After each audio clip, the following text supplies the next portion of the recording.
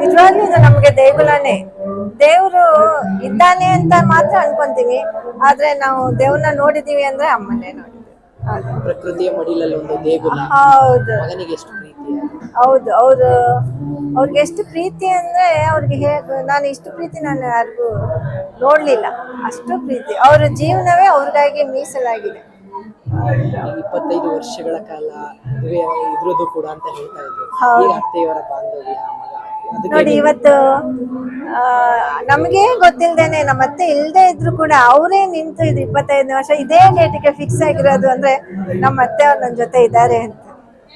ಸ್ಮಾರಕ ನಿರ್ಮಾಣ ಮಾಡಿದ್ದಾರೆ ತಾಯಿಯೇ ದೇವರು.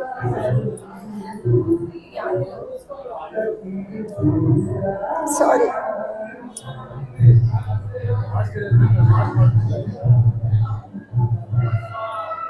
Excuse me.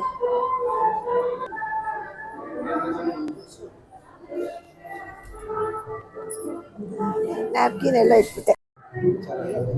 ಆನಂದನು ಪ್ಲಸ್ ತುಂಬಾ ನೋವು ಇದೆ.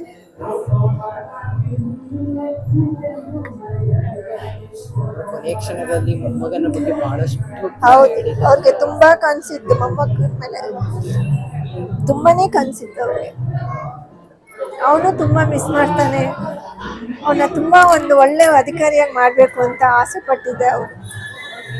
ಅದನ್ನ ಅವ್ರಿದ್ದಾಗ ಫುಲ್ಫಿಲ್ ಮಾಡ್ಲಿಲ್ವೇ ಅನ್ನೋದು ತುಂಬಾ ನೋವಿದೆ ನನಗೆ.